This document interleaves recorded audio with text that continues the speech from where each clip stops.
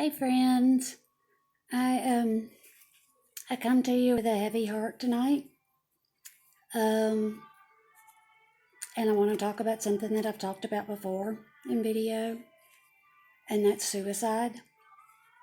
It seems to be becoming an epidemic almost, and I learned today that a young man, 23 years old, took his life over the weekend and left behind a family, two young kids and a wife. I've I have no idea what was going on in his life. I'm sure some of his family knows some of what was going on. I'm sure they had no clue that this was coming, or they would have been there to stop him, because I do know this family. I don't know this young man that well because he is, quite a bit younger than me. But I've known his family as long as I can remember, his grandparents, and they're good people, godly people. And so I don't know. I don't know what happened. Um, but that's the third one in less than a month that I've heard about. Uh, Two close friends of mine, just in the last couple of weeks, had people that they knew that they were close to take their own lives. And I hurt for those people that are left behind. I really do. But I don't really have a point of reference because I haven't been through that. And I'm so thankful that I haven't. My point of reference is the one who committed suicide. And no, I haven't ever tried. Um, but I have been in a place where I didn't want to live. I didn't want to kill myself, but I didn't want to live either. And it's a very, very dark place to be. People don't understand. They come around and they spout scriptures at you, and they tell you you have no reason to be depressed, and just, all our little platitudes and our cliches and things like that we're so good about saying, but they don't have a clue. you know. Um, Job's friends, when they first came around after he had been stricken with these diseases, everything had been taken from him, and he was sitting there in sackcloth and ashes, scraping himself with glass, the bowls and the sores and things on him. And his friends came around, and for days they didn't say anything. They just sat there with him. And that was the most positive thing those guys did the whole time they were there. Because once they started talking, it went downhill from there. And unfortunately, that's our problem sometimes. So we think we know what people are going through, and we don't. So what we need to concentrate on is just being there for people. I'm not going to fix anybody's problem. I'm not that good. I have a martyr complex, I will admit, and I think I'm supposed to fix everybody's problems, but I can't.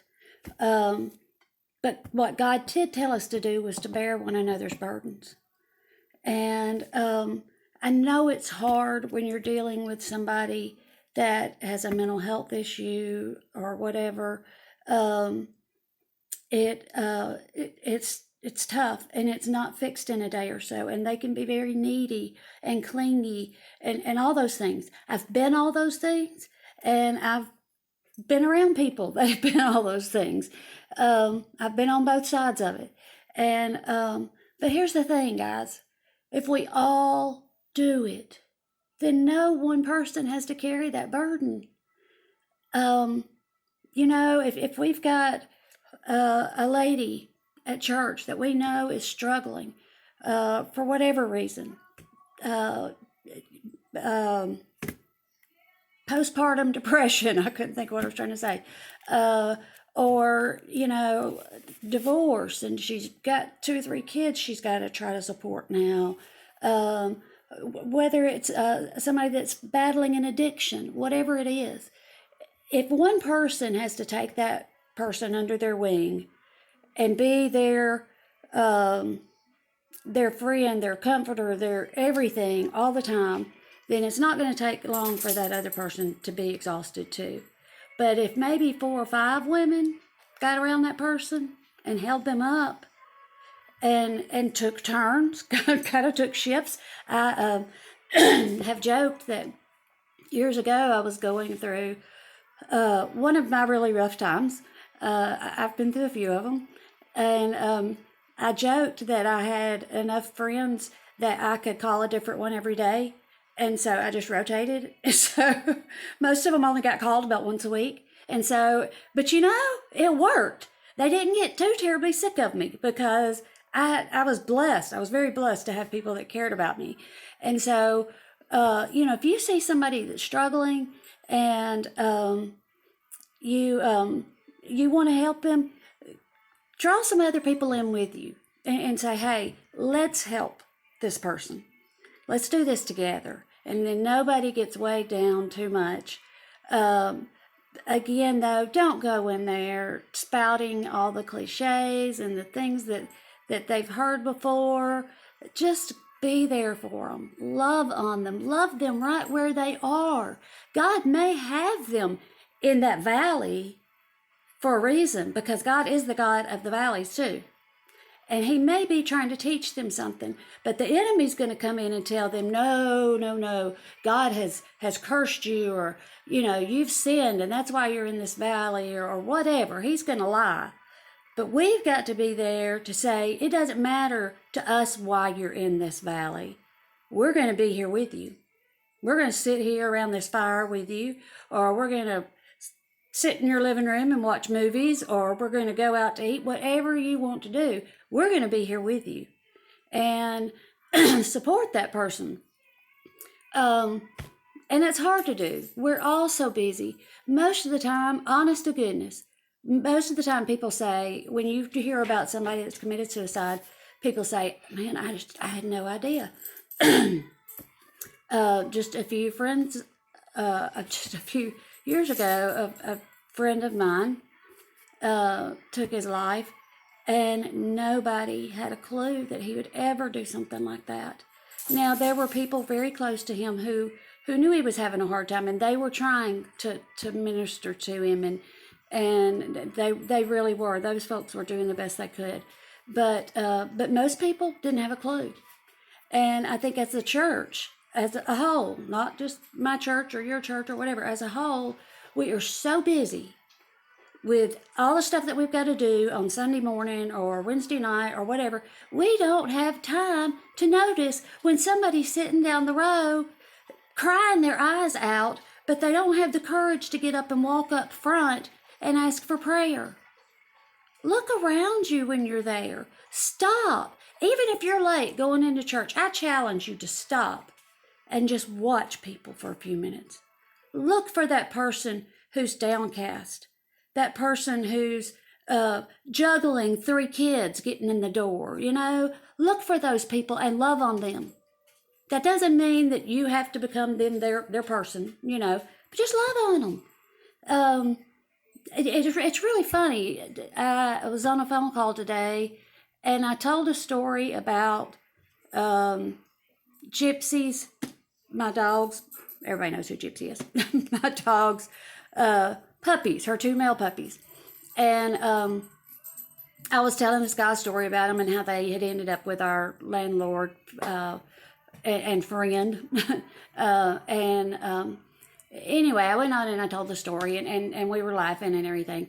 And he said, you told that story for a reason today. And he said, I can't tell you why right now.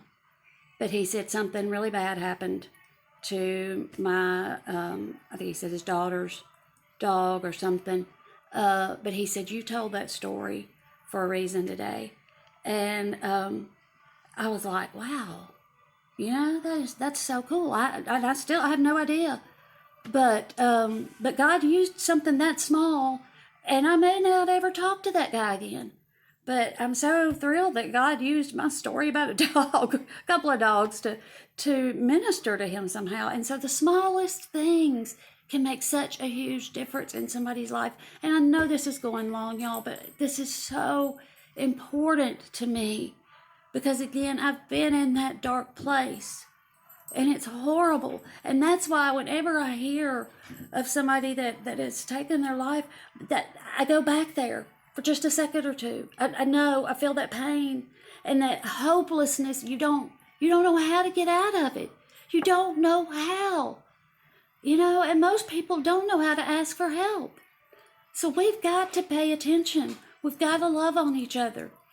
Again, I think that the biggest thing is slow down when you're at church. Slow down in life, period. But those of us who are in church, slow down, and just look at people, watch people. When you're looking for a seat, kind of look around, find that person that's sitting there by themselves. Now, if they're like me and they got the stuff spread out in chairs beside them, they may not want anybody sitting beside them, because I'm bad to do that. I have a purse over here and phone over here, and but most of the time, honestly, they would be really grateful for somebody to come sit with them, or to come get them and say, hey, why don't you come sit with my family, and introduce yourself and let them get to know several people. So again, I know, I'm sorry, y'all. I will get over this crud one day. I'm speaking that in Jesus' name. One day I will get over this crud. But again, I just want us to be aware and be more conscious of the people around us, more caring of the people around us. The thing is, if I've got a problem, we have some family stuff we deal with. Everybody does. But if somebody else comes up and they start telling me their problem, I can deal with it because it's not as heavy to me, because it's not my problem. But I'll be glad to help them carry theirs because it doesn't feel nearly as heavy. But then I'm probably going to need somebody to help carry a little bit of mine too. And so that's kind of, I had this thought the other day of being in church and everybody having a sign on them, what their struggle is right now, whether it's shame or, gosh, I'm drawing a blank, pride. The proud person probably wouldn't put that on there, but anyway, whether it's grief, bitterness, low self-esteem, whatever your struggle is, you have a sign on, and everybody's walking around with their signs on.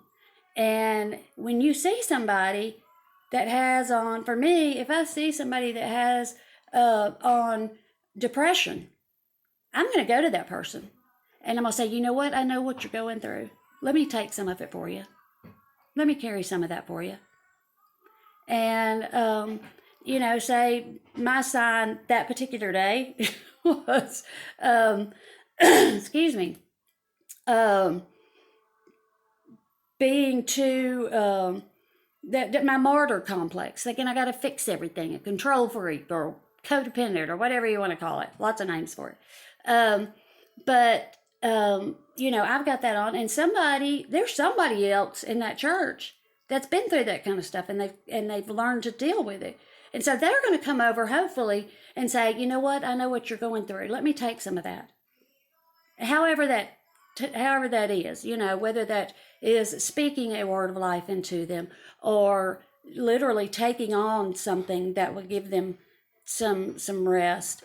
But again, everybody, you're not looking at your sign, you're not looking down at what you got, but you're looking at everybody around you, and everybody's got their little sign on, and the things that you've dealt with, you go to those people and you say, hey, can I carry a little bit of that for you?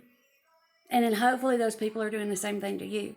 And before you know it, there's really not much of this stuff left, because I'm worrying about all these other people that I've just said I'm going to help. I'm going to carry their burdens because they just don't seem nearly as heavy as mine. And then I've got all these people that are carrying mine. And so it just, it makes life a whole lot easier, I would think. I've never seen it happen. So it was just a picture I had in my mind. But again, if by chance any of this family sees this video, know that you are loved, you're not judged, your child is not judged, and I hope the body of Christ around you, and I believe they will will be around you to support you. And I pray that this is not in vain. Um, that there's something that you guys can do, that I can do if I can help to try to stop this. It's we've got to stop this this epidemic of people. And the epidemic is hopelessness. That's what the real disease is, y'all. It's hopelessness. They can't find hope. And we, as the body of Christ, that's our fault. That's our fault. We got to get out of the upper room, which would be our church buildings, and go preach the gospel as Peter and the disciples did. It's time for us to leave our upper rooms and go reach people. I don't know what that looks like for me right now, but I'm praying every day that God uses me. And I believe he is. I get I get a little burdened down sometimes because, again, I got that martyr complex. Like, I got to fix everybody. But at other times, on other days, I'm so excited because I know God's got something for me. I know he's got something new coming for me. And I'm excited to see what that is. I don't know what it is. I don't know when it's going to be, but I'm excited because I want to make a difference in my world, people. I want people to know Jesus. I want them to know that they are loved. I don't want to hear of another person, another teenager who feels so hopeless that they just give completely up. A young person with a family. We shouldn't have to be hearing about that. And so somehow we've got to do something about it. And I'm sorry, this is a record for me. I don't think I've ever done one this long, and so I don't know if y'all will stay tuned to it or not. But again, it's just a very, very important subject to me, topic. I just hurt when my mom texted me today and told me about this. Honestly, it's like somebody had just hit me in the stomach. It just took the wind out of me. And so let's be more conscious of those around us and reach out and help people. And don't be so self-absorbed. Don't be so busy. Just slow down and ask God every day. Ask him, God, show me somebody that I can minister to. Show me a way that I can serve you today. And I guarantee you he will. If you think at the end of the day he didn't, you just weren't paying attention. And I've been guilty of that. So, okay, I'm going to let you guys go. I might as well stay on here till 20 minutes, but I won't. I love all of you. I'm thankful for those who cover me when I message you or email you or text you or whatever and say, please pray for me. I can't pray right now. I can't. I'm just overwhelmed. I'm hurting. I'm tired. Please just cover me. And I have people who do that, and I'm so thankful. And so we just all need to do that a lot more for each other. So anyway, I hope you guys have gotten to this point. But I love you guys, and I just pray God blesses each of you and covers each of you and gives you all hope. Thank you.